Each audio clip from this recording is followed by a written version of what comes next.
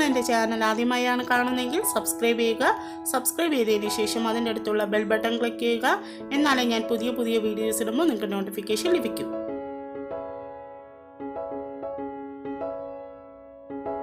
Hello friends, നമുക്കിന്നോട്ട് ഒരു custard cake എങ്ങനെ prepare ചെയ്യുന്നതെന്ന് നോക്കാം. അപ്പോൾ അതിന് വേണ്ടിയിട്ട് ഒരു 1.5 കപ്പ് മൈദപ്പൊടി എടുത്തിട്ടുണ്ട്, ഒരു 1/2 കപ്പ് കസ്റ്റാർഡ് പൗഡർ എടുത്തിട്ടുണ്ട്. വാനില ഫ്ലേവറുള്ള കസ്റ്റാർഡ് പൗഡറാണ്. 1 കപ്പ് പൊടിച്ച പഞ്ചസാര, 1/2 കപ്പ് വെജിറ്റബിൾ ഓയിൽ അല്ലെങ്കിൽ സൺഫ്ലവർ ഓയിൽ എടുക്കാം. പിന്നെ കുറച്ച് നട്ട്സും ചെറീസും ഒക്കെ നുറുക്കിയിട്ടുണ്ട്. 1 കപ്പ് പാല്. അപ്പോൾ ഇത്രയും കാര്യങ്ങൾ വെച്ചിട്ട് നമുക്ക് വളരെ എളുപ്പത്തിൽ തന്നെ ഒരു കേക്ക് പ്രിപ്പയർ ചെയ്തെടുക്കാം. അപ്പോൾ അതിന് വേണ്ടിയിട്ട് ഞാനൊരു ബൗൾ എടുത്തിട്ട് ഈ പൊടികളെല്ലാം കൂടെ മിക്സ് ചെയ്തെടുക്കുവാണ്. ആദ്യം നമ്മൾ മൈദ ആഡ് ചെയ്ത് കൊടുത്തു. ഇനി നമ്മളെടുത്ത് വെച്ചിരിക്കുന്ന കസ്റ്റാർഡ് പൗഡർ ഇട്ട് കൊടുക്കുക. അതിൻ്റെ കൂടെ തന്നെ നമ്മൾ പഞ്ചസാര എടുത്ത് വെച്ചിരിക്കുന്നതും കൂടെ ആഡ് ചെയ്യാം. നമ്മൾ പൊടിച്ച പഞ്ചസാര ആകുമ്പോഴത്തേക്ക് നമ്മൾ ആ ഒരു ബാറ്റർ പ്രിപ്പയർ ചെയ്യുന്ന സമയത്ത് പെട്ടെന്ന് മെൽറ്റായി കിട്ടും. അതാണ് പഞ്ചസാര പൊടിച്ചത് യൂസ് ചെയ്യുന്നത്. ഇല്ലെങ്കിൽ അത് ഒത്തിരി ഇട്ടിങ്ങനെ മിക്സ് ചെയ്തുകൊണ്ടിരിക്കേണ്ടി വരും. അപ്പം നമ്മൾ കൂടുതൽ മിക്സ് ചെയ്ത് കഴിഞ്ഞാൽ കേക്ക് ഹാർഡായി പോകാൻ സാധ്യതയുണ്ട്. ഇനി നമുക്കിതെല്ലാം കൂടെ ഒന്ന് അരിച്ചെടുക്കണം. ഒരു അരിപ്പ് വെച്ചിട്ട് നമുക്കൊന്ന് അരിച്ചെടുക്കാം. അതിന് മുന്നേ തന്നെ നമുക്ക് കുറച്ച് കാര്യങ്ങളും കൂടെ ആഡ് ചെയ്ത് കൊടുക്കാനുണ്ട്. 1 ടീസ്പൂൺ ബേക്കിംഗ് പൗഡർ ആഡ് ചെയ്യാം. അതിൻ്റെ കൂടെ തന്നെ ഒരു 1/2 ടീസ്പൂൺ ബേക്കിംഗ് സോഡ, നമ്മുടെ സോഡാപ്പൊടിയാണ്. അതിനോട് ഒരു നുള്ളു ഉപ്പും കൂടെ ആഡ് ചെയ്യാം. അപ്പോൾ നമുക്ക് ആ ഒരു മധുരം ബാലൻസ് ചെയ്യാൻ വേണ്ടിയിട്ട് ഒരു നുള്ളു ഉപ്പും കൂടെ ആഡ് ചെയ്യുന്നത്. ഇതെല്ലാം കൂടെ ജസ്റ്റ് ഒന്ന് മിക്സ് ചെയ്ത ശേഷം നമുക്കൊന്ന് അരിച്ചെടുക്കാം. ഒരു ഫോർക്ക് വെച്ചിട്ടോ അല്ലെങ്കിൽ ഒരു വിസ്ക് വെച്ചിട്ടോ ജസ്റ്റ് ഒന്ന് മിക്സ് ചെയ്ത് കൊടുക്കുക. അതിനുശേഷം നമ്മളൊന്ന് അരിച്ചെടുത്തിട്ട് വരാം. അപ്പോൾ ഇതിൻ്റെ ഉള്ളിൽ കട്ടകളോ അല്ലെങ്കിൽ മാവിൽ എന്തെങ്കിലും പൊടികളോ ഒക്കെ ഉണ്ടെങ്കിൽ അത് മാറാൻ വേണ്ടിയിട്ടാണ് അരിച്ചെടുക്കുന്നത്. അപ്പോൾ മറ്റൊരു ബൗളിലോട്ട് ഞാനിവിടെ അരിച്ച് മാറ്റിയിട്ടുണ്ട്. ഇനി ഇതിലോട്ട് നമ്മൾ എടുത്ത് വെച്ചിരിക്കുന്ന സൺഫ്ലവർ ഓയിൽ അല്ലെങ്കിൽ വെജിറ്റബിൾ ഓയിൽ ആഡ് ചെയ്ത് കൊടുക്കാം. നിങ്ങൾക്ക് ബട്ടർ യൂസ് ചെയ്യാൻ താല്പര്യമുള്ളവരാണെങ്കിൽ മെൽറ്റ് ചെയ്ത ബട്ടർ യൂസ് ചെയ്യാം. അതാകുമ്പോൾ കുറച്ചുകൂടെ ടേസ്റ്റ് ഉണ്ടാവും. അപ്പോൾ നമ്മളിവിടെ ഓയിൽ ആഡ് ചെയ്ത് കൊടുത്തു. അപ്പോൾ ഇനി മാവിലോട്ട് മിക്സ് ചെയ്യുന്ന സമയത്ത് അതിങ്ങനെ കട്ട കെട്ടി വരുന്നതായിട്ടായിരിക്കും നമുക്ക് കാണാൻ പറ്റുക. അപ്പോൾ ഈ ഇത്രയും മാവ് നമുക്ക് ഇത്രയും എണ്ണയിൽ കംപ്ലീറ്റ് ആയിട്ട് മിക്സ് ചെയ്തെടുക്കാൻ പറ്റത്തില്ല. അതിന് വേണ്ടിയിട്ടാണ് നമ്മളിവിടെ പാലും കൂടെ ആഡ് ചെയ്യണത്. അപ്പോൾ പാല് കുറച്ചായിട്ട് ആഡ് ചെയ്ത് കൊടുക്കുക. അറ്റ് എ ടൈം നമ്മളത് കംപ്ലീറ്റ് ഒഴിച്ച് കഴിഞ്ഞാൽ അത് ചിലപ്പോൾ അത് കൂടുതൽ ആയിപ്പോവും. ലൂസായിട്ടുള്ളൊരു ബാറ്റർ ആയിരിക്കും നമുക്ക് കിട്ടുക. അപ്പോൾ നമ്മളെ കേക്ക് ശരിയാകത്തില്ല. അപ്പോൾ അതുകൊണ്ട് കുറച്ചായിട്ട് ഒഴിച്ച് നമ്മൾ മിക്സ് ചെയ്ത് കൊടുക്കുക. അപ്പോൾ ഞാനിവിടെ കുറച്ച് ഒഴിച്ച് കൊടുത്തിട്ടുണ്ട്. അപ്പോൾ ജസ്റ്റ് ഒന്ന് മിക്സ് ചെയ്ത് നോക്കുക. അപ്പോൾ അത് കറക്റ്റായിട്ട് എല്ലാ ഭാഗത്തോട്ടും പാലൊക്കെ ആയി വരുന്നുണ്ടോയെന്ന് ഒന്ന് ശ്രദ്ധിക്കുക. മാവൊന്നും ഇടയ്ക്ക് കട്ട കെട്ടി കിടക്കാതിരിക്കാനായിട്ട് പ്രത്യേകം ശ്രദ്ധിക്കുക.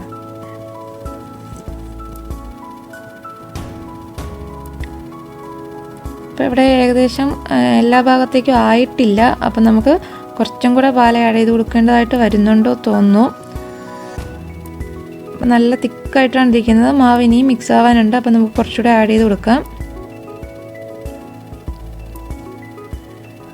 ഇനി ഒന്ന് മിക്സ് ചെയ്തെടുക്കാം. എല്ലാ ഭാഗത്തേക്കും നമുക്ക് ആ പാലും പൊടികളും എല്ലാം ഒന്ന് മിക്സായി എടുത്തിട്ടുണ്ട്.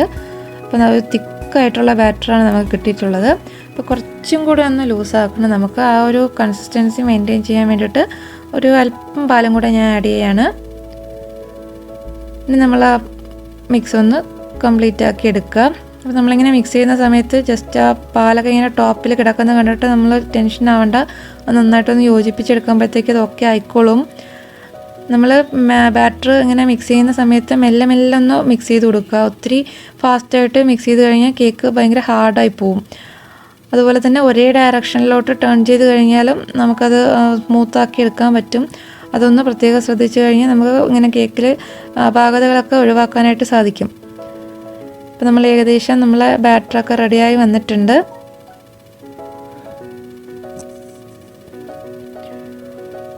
അപ്പോൾ ഇത്രയും കാര്യങ്ങൾ അന്ന് ശ്രദ്ധിച്ചു കഴിഞ്ഞാൽ നമുക്ക് ഈസി ആയിട്ട് ഈ കസ്റ്റാർഡ് കേക്ക് പ്രിപ്പയർ ചെയ്തെടുക്കാം. അപ്പോൾ നമ്മളെ ബാറ്റർ ഓക്കെയാണ്. ഇപ്പോൾ റെഡി ആയിട്ടുണ്ട് ബാറ്റർ. ഇനി നമുക്ക് ഇതിൽ വേണ്ടിയിട്ട് കുറച്ച് കാര്യങ്ങളും കൂടെ ആഡ് ചെയ്ത് കൊടുക്കാം. അപ്പോൾ ഇതിപ്പോൾ ഇങ്ങനെ തന്നെ നിങ്ങൾക്ക് വേണമെങ്കിൽ ഒരു കേക്ക് ടിന്നിൽ ഒഴിച്ച ശേഷം നമുക്ക് കേക്ക് പ്രിപ്പയർ ചെയ്തെടുക്കാം. പിന്നെ ഞാനിവിടെ കുറച്ച് ചെറിയ നട്ട്സും ഒക്കെ എടുത്ത് വെച്ചിരുന്നല്ലോ. അപ്പോൾ അതും കൂടെ നമ്മൾ ഈ ബാറ്ററിലോട്ട് ആഡ് ചെയ്ത് കൊടുക്കാം. അപ്പോൾ അതിന് വേണ്ടിയിട്ട് 1 ടീസ്പൂൺ മൈദ മാവ് ഈ ഒരു മിക്സിലോട്ട് ആഡ് ചെയ്ത് കൊടുക്കുക.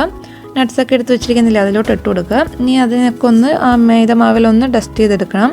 നമ്മളിത് ഡയറക്റ്റായിട്ട് ആ ബാറ്ററിലോട്ട് ഇട്ട് കൊടുത്തു കഴിഞ്ഞാൽ ഇതൊക്കെ ഒന്ന് മാവിലങ്ങ് മുങ്ങിപ്പോവും. അപ്പോൾ ഈ കേക്കിൻ്റെ അടിഭാഗത്ത് മാത്രമേ ഇതൊക്കെ കിട്ടത്തുള്ളൂ. അപ്പോൾ നമ്മൾ കേക്കിൻ്റെ എല്ലാ ഭാഗത്തോട്ടും യോജിക്കാൻ വേണ്ടിയിട്ടാണ് മൈദപ്പൊടിയിൽ ഇട്ട ശേഷം നമ്മൾ ആ ബാറ്ററിലോട്ട് ഇട്ട് കൊടുക്കുന്നത്. അപ്പോഴത്തേക്ക് ആ ബാറ്റർ തിക്കാണല്ലോ, അത് ഈ മാവിൽ ഡസ്റ്റ് ചെയ്ത് വരുന്ന കാര്യങ്ങൾ അതിനകത്ത് ഇങ്ങനെ ഗ്രിപ്പായിട്ട് പിടിച്ച് നിന്നോളും. അതുകൊണ്ടാണ് നമ്മളത് ഡസ്റ്റ് ചെയ്തിട്ട് കൊടുക്കുക.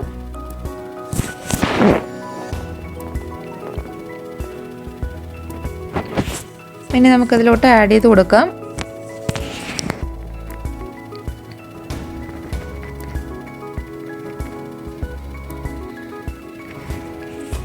ഇനി നമ്മൾ മെല്ലെ ഒന്ന് എല്ലാ ഭാഗത്തോട്ട് യോജിക്കുന്ന രീതിയിൽ അതിനൊന്ന് ചുറ്റിച്ചെടുക്കുക. നമ്മൾ ഓൾറെഡി എല്ലാം മിക്സ് ചെയ്ത് റെഡിയാക്കി വെച്ചിരുന്നതാണ്. അപ്പോൾ ഒത്തിരി ഇട്ട് ഫോൾഡ് ചെയ്തെടുക്കേണ്ട.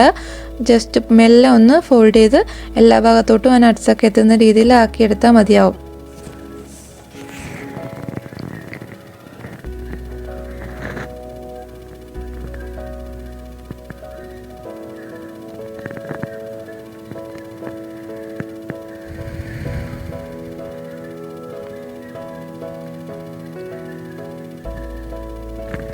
അപ്പോൾ നമ്മളിവിടെ ബാറ്റർ ഇവിടെ റെഡിയാക്കി എടുത്തിട്ടുണ്ട്. ഇനി നമുക്കിത് കുക്ക് ചെയ്യാനായിട്ട് മറ്റൊരു പാത്രത്തിലേക്ക് മാറ്റാം.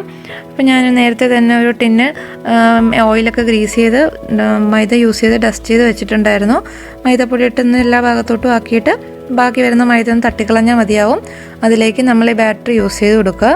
അപ്പോൾ നമുക്ക് ഒരു സോസ് പാൻ യൂസ് ചെയ്തിട്ട് നമുക്കിത് കുക്ക് ചെയ്തെടുക്കാം.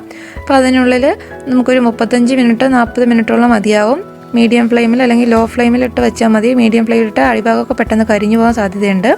അപ്പോൾ ഞാനിവിടെ ജസ്റ്റ് ഒന്ന് ടാപ്പ് ചെയ്ത് കൊടുക്കുവാണ്. അപ്പോൾ ഇതിനുള്ളിൽ എയർ ബബിൾസ് ഒക്കെ ഉണ്ടെങ്കിൽ നമ്മൾ കേക്കിനകത്തൊക്കെ ഹോൾസ് വരാൻ സാധ്യതയുണ്ട്. അപ്പോൾ അത് മാറ്റാൻ വേണ്ടിയിട്ട് നമ്മളൊന്ന് ടാപ്പ് ചെയ്ത് കൊടുക്കുക, ഒന്ന് തട്ടി കൊടുക്കുക. അപ്പോഴത്തേക്ക് ആ എയർ ബബിൾസൊക്കെ പുറത്ത് പോകും. ഇനി നമ്മൾ ചൂടാക്കി വെച്ചിരുന്ന പാനിലോട്ട് ഇതൊന്ന് വെച്ച് കൊടുക്കാം. അതിന് മുന്നേ നമുക്കിതൊന്ന് ജസ്റ്റ് മുകളിലും ഒന്ന് ഡെക്കറേറ്റ് ചെയ്യാൻ വേണ്ടിയിട്ട് കുറച്ച് ചെറിയും കൂടെ ഞാൻ ആഡ് ചെയ്ത് കൊടുക്കുവാണ്. അപ്പോൾ കസ്റ്റാർഡിൻ്റെ യെല്ലോ കളറും ചെറിയ റെഡിഷ് കളറൊക്കെ കൂടെ ആകുമ്പോഴത്തേക്ക് നല്ല രസം ഉണ്ടാവും കാണാൻ.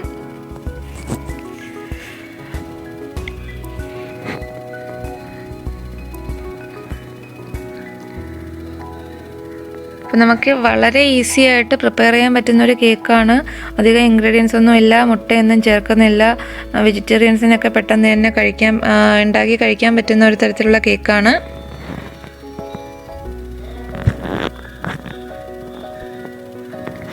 അപ്പോൾ ഞാനിവിടെ ഒരു 5 മിനിറ്റ് മുന്നേ ചൂടാക്കി വെച്ചിരുന്ന ഒരു സോസ് പാനാണ്.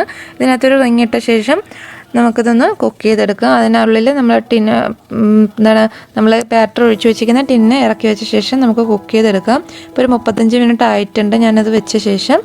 അപ്പോൾ നമുക്കൊന്ന് മാറ്റി നോക്കാം കുക്കായിട്ടുണ്ടോയെന്ന്. നന്നായിട്ടൊക്കെ പൊങ്ങി വന്നിട്ടുണ്ട് നമ്മളെ കേക്ക്. ഇപ്പോൾ ഓൾറെഡി നല്ല സെറ്റായി വന്നിട്ടുണ്ട്, റെഡിയാണ്. അപ്പോൾ നമുക്കത് ഭാഗമൊക്കെ വെന്തിട്ടുണ്ടോ എന്ന് നോക്കാൻ വേണ്ടിയിട്ട് ഒരു ടൂത്ത് പിക്കോ ഒരു കത്തിയോ എന്തെങ്കിലും വെച്ചിട്ട് ജസ്റ്റ് ഒന്ന് കുത്തി നോക്കുക. അപ്പോൾ അത് ക്ലീനായിട്ട് വരുവാണെന്നുണ്ടെങ്കിൽ അതിനുള്ളിലൊക്കെ നന്നായിട്ട് വെന്തിട്ടുണ്ടെന്ന് മനസ്സിലാക്കാം. അപ്പോൾ ഇതിപ്പോൾ നല്ല ക്ലീനായിട്ട് വന്നിട്ടുണ്ട്. ഇനി നമുക്കിത് മാറ്റി വയ്ക്കാം. അപ്പോൾ ഞാനിതിവിടെ മാറ്റി വെച്ചിട്ടുണ്ട്. ഇനി നമുക്കത് തണുക്കാനായിട്ട് കംപ്ലീറ്റ് തണുക്കാനായിട്ട് ഒന്ന് വെയിറ്റ് ചെയ്യണം. അപ്പോൾ അതിന് ശേഷം മാത്രം മാറ്റിയെടുക്കാം.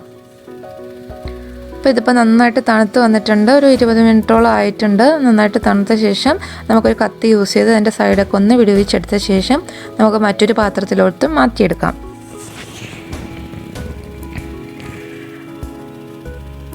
അപ്പോൾ നമ്മൾ വെന്ത് വന്നപ്പോഴത്തേക്ക് കേക്കിൻ്റെ ആ ഒരു നല്ല യെല്ലോ കളറൊക്കെ ഒന്ന് മാറിയിട്ട് കുറച്ച് ബ്രൗൺ കളറും കൂടെ ഷെയ്ഡ് വന്നിട്ടുണ്ട്.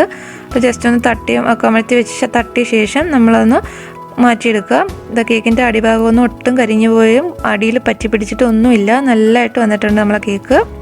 പിന്നെ ഇതൊന്ന് തിരിച്ചു വെച്ച് നോക്കാം. നമുക്ക് നല്ല എളുപ്പത്തിലുള്ള നല്ല ടേസ്റ്റി ആയിട്ട് നല്ല സോഫ്റ്റ് ആയിട്ടുള്ളൊരു കസ്റ്റർഡ് കേക്ക് വളരെ എളുപ്പത്തിൽ തന്നെ പ്രിപ്പയർ ചെയ്തെടുക്കാം. അപ്പോൾ നമുക്കിതുപോലെ നട്ട്സൊക്കെ നിങ്ങൾക്ക് ഇഷ്ടത്തിനനുസരിച്ചുള്ള നട്ട്സ് യൂസ് ചെയ്യാം, അല്ലെങ്കിൽ ഡ്രൈ ഫ്രൂട്ട്സൊക്കെ യൂസ് ചെയ്യാം കേട്ടോ. അപ്പോൾ ഞാനിവിടെ ഒന്ന് കട്ട് ചെയ്ത് കാണിക്കുക എങ്ങനെയാണെന്നുള്ളത്. അപ്പം നമുക്ക് കട്ട് ചെയ്യുമ്പോൾ തന്നെ അറിയാം നമ്മളെ കേക്ക് നല്ല സോഫ്റ്റ് ആണെന്നുള്ളത്.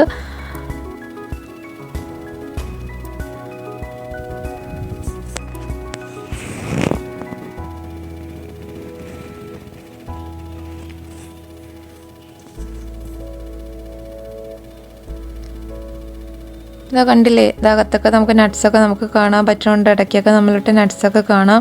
അതുപോലെ എന്തെങ്കിലും പ്രസ് ചെയ്ത് നോക്കുമ്പോഴത്തേക്കും വളരെ സോഫ്റ്റ് ആണെന്നുള്ളത് കാണാം. നല്ല സ്പോഞ്ചി ആയിട്ടുള്ള കേക്കാണ്. അപ്പോൾ ഇതെല്ലാവരും ഒന്ന് ട്രൈ ചെയ്ത് നോക്കുക. വളരെ എളുപ്പത്തിൽ നമുക്ക് വളരെ കുറച്ച് ഇൻഗ്രീഡിയൻസ് വെച്ച് എഗ്ലെസ് ആയിട്ടൊക്കെ പ്രിപ്പയർ ചെയ്യാൻ പറ്റുന്ന കേക്കാണിത്. അപ്പോൾ നല്ല ഭംഗിയായിട്ടുള്ള കേക്ക് നമുക്ക് വളരെ ഈസി ആയിട്ട് തയ്യാറാക്കാം. എല്ലാവരും ഒന്ന് ട്രൈ ചെയ്ത് നോക്കൂ കേട്ടോ. ഞാനിത് കട്ട് ചെയ്ത് മറ്റൊരു പാത്രത്തിലോട്ട് മാറ്റി വെച്ചിട്ടുണ്ട്.